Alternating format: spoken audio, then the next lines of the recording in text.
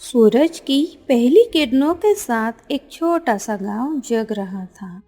मंदिर की घंटियां, पक्षियों की चहचहाहट और शांत हवा के बीच एक घर में तूफान उमड़ रहा था। ये क्या कर दिया इस लड़की ने। हमारी नाक कटवा दी पूरे गांव में। उस कंगले इंसान से ब्याह रचा लिया।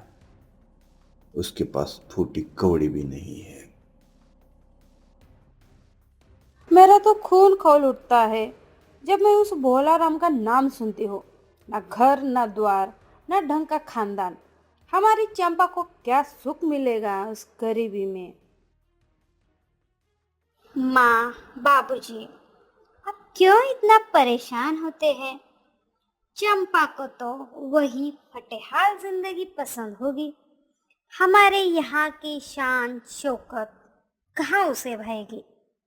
वह तो हमेशा से ही पिछड़ी हुई थी। क्या आप नहीं जानते? अब तो हमारे लिए वो मर गई। जिसने हमारी इज्जत मिट्टी में मिला दी, उससे हमारा कोई नाता नहीं। अगर कभी इस घर की तरफ मुंह भी किया तो उसकी कोई खैर नहीं। हाँ, और अगर कभी भूलकर भी पैसे मांगने आ गई तो उसे दो कौड़ी भी मत देना। उसे उसकी औकात दिखा देना। चिंता मत करो माँ, वह यहाँ कभी नहीं आएगी।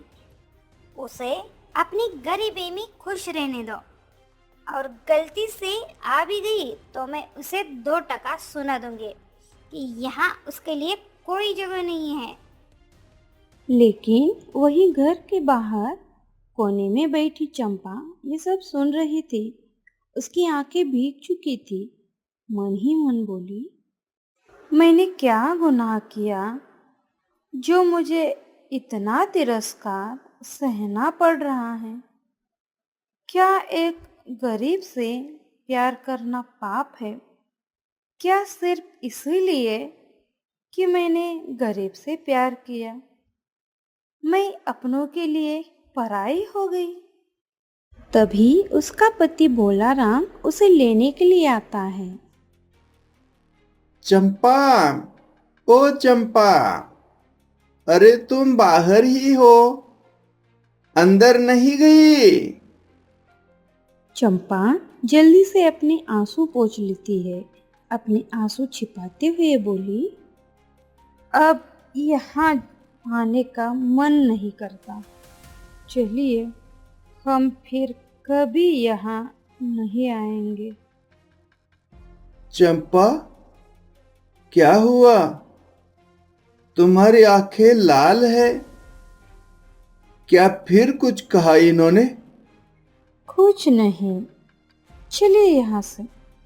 हम अभी यहाँ फिर कभी नहीं आएंगे, कभी नहीं। नहीं चंपा, मुझे बताओ, ये लोग कब समझेंगे कि ये दौलत सब कुछ नहीं होती है? मुझे दुख इस बात का है कि मेरे अपने ही मुझे इतना पराया समझते हैं।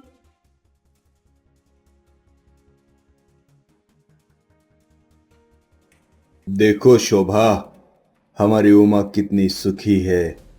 बड़े घर की मालकिन बन गई है। हाँ, और देखो तो कितने सुंदर गहने पहने हैं। हमारी तो किस्मत खुल गई। हाँ माँ, बाबूजी, यहाँ तो नौकर चाकर हमारी सेवा में हाजिर रहते हैं हमेशा ही। वो चंपा क्या जानेगी ये सब? वो तो अब भी उस गरीब किसान के साथ वही झोपड़ी में मिट्टी के बर्तन धो रही होगी। और क्या? उसे अपनी किस्मत पर रोने दो। हमें क्या, हमने तो अपनी जिम्मेदारी निभा दी। अब तो हमें बस उमा के बच्चों का इंतजार है। हमारा मोर्चा आगे बढ़ाएगा। इसी बीच एक बूढ़ी औरत लाठी के सहारे लौट रही थी। यह रूपा देवी है, काशीनाथ की माँ, जिसे कुछ साल पहले उसने घर से निकाल दिया था। वे मन ही मन बोली,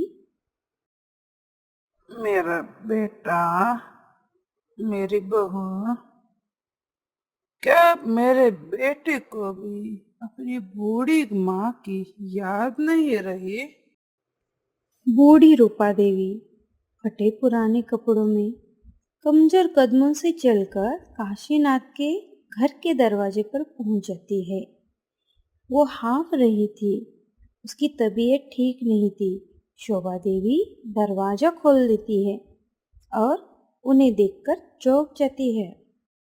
तुम कौन हो बुढ़िया? यहाँ क्या करने आई हो? भीख मांगने की जगह नहीं है ये। बेटी, थोड़ी प्यास लगी है, पानी पिला दोगी क्या? पानी? हमारे घर में भिखारियों के लिए पानी नहीं है, जाओ यहाँ से। शोभा देवी दरवाजा बंद करने वाली होती है कि काशीनाथ बाहर आ जाता है। क्या हुआ शोभा? कौन थी वो बुढ़िया? क्यों शोर मचा रही हो? कोई भिखारिन थी, पानी मांग रही थी, मैंने उसे भगा दिया। ऐसी औरतें गांव में घूमती रहती है। क्या ये मेरा ही बेटा है, जिसने अपनी माँ को भी नहीं पहचाना? रूपा देवी धीरे धीरे लड़खड़ाते कदमों के साथ आगे बढ़ती है। तभी चंपा और भोलाराम उधर से गुजरते हैं। चंपा बूढ़ी औरत को देखकर दौड़कर उनके पास चली जाती है। दादी माँ, आप कौन हैं?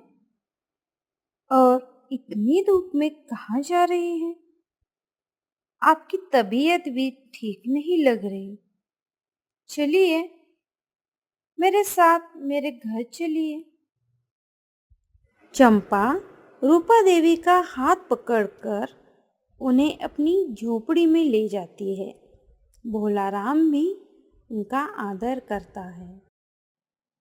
बूढ़ी माँ, आप आराम करो। क्या हम आपके लिए कुछ लाए?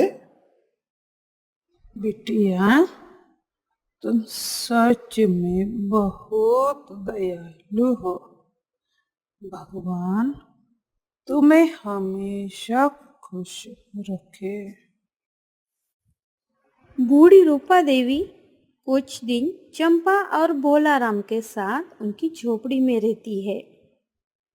वे उनकी सेवा और प्रेम से अभिभूत हो जाती है। वो चुपचाप सबकी परीक्षा लेती है।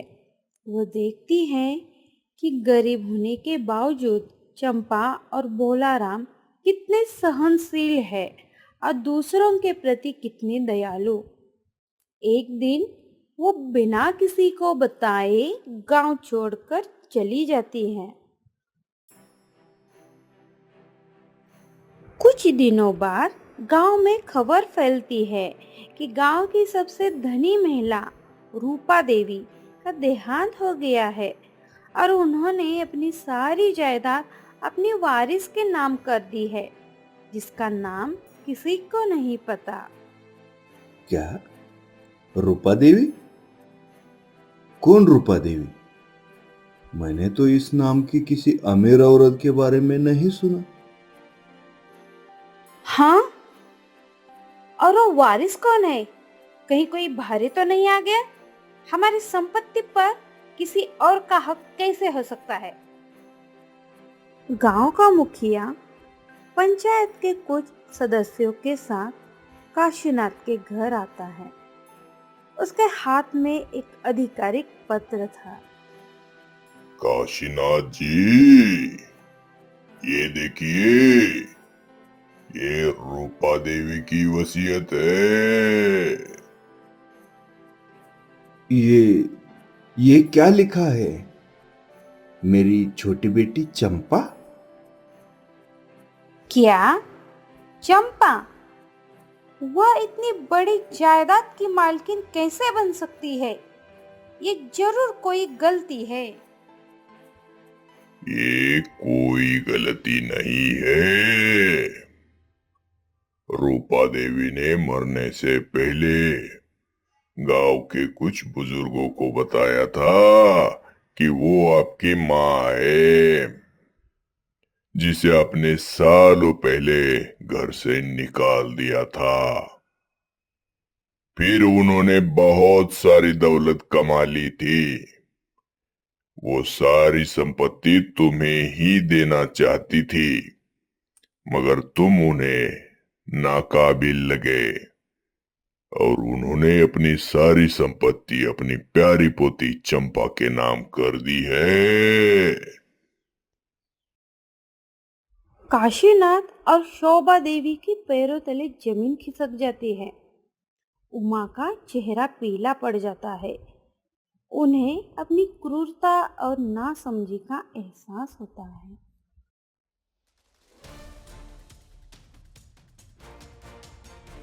कुछ दिन बीत जाते हैं।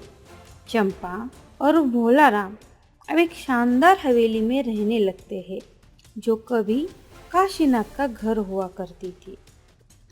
वही दूसरी ओर काशीनाथ और शोभा देवी एक टूटी फूटी झोपड़ी में बदहाल जिंदगी गुजार रहे हैं।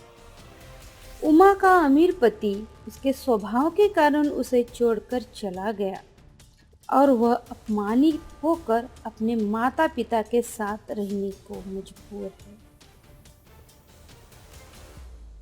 एक दिन काशीनाथ और शोभा देवी डरते डरते चंपा के घर आते हैं। फटे पुराने कपड़ों में उन्हें पछतावा हो रहा था। उनकी आंखों से आंसू निकल रहे थे। उमा भी उनके पीछे पीछे चली जाती है। सभी शर्म के मारे सर झुकाते हुए चंपा और भोलाराम के सामने खड़े होते हैं। बेटी चंपा, हमें माफ कर दो। हमने तुम्हारे साथ बहुत बुरा व्यवहार किया। अपनी दौलत के घमंड में हम अंधे हो गए थे। बेटी, हमें अपनी गलती का एहसास हो गया है। हमारे पास तो रहने को भी घर नहीं है। क्या तुम हमें थोड़ी सी जगह दे सकती हो? हम कहाँ जाएंगे भला? चंपा, मुझे भी माफ कर दो। मैंने हमेशा ही तुम्हें नीचे दिखाया। आज मुझे समझ आ रहा है कि मैंने कितनी बड़ी भूल की। मेरा घमंड ही मुझे ले डूबा। माँ, बाबूजी, उमा, हमने कभी नहीं चाहा कि आप इस तरह परेशान हो। ये घर अब भी आपका है। आप यहाँ रह सकते हैं। हाँ माँ, बाबूजी, दीदी, आप सब यही रहिए। हम सब एक साथ रहेंगे। दादी माँ ने सिखाया कि रिश्तों से बढ़कर कोई दौलत नहीं होती। चंपा का बड़ा दिल देखकर काशीनाथ, शोभा देवी और उमा को अपनी गलती पर और भी ज़्यादा पछतावा होता है। उन्हें समझ आता है कि बाहरी दिखावे और दौलत से ज़्यादा महत्वपूर्ण प्रेम, करुणा और रिश्तों का सम्मान करना चाहिए। चंपा अपने माता पिता और बहन को गले लगाती है और हवेली में फिर से एकता और प्यार का माहौल बन जाता है।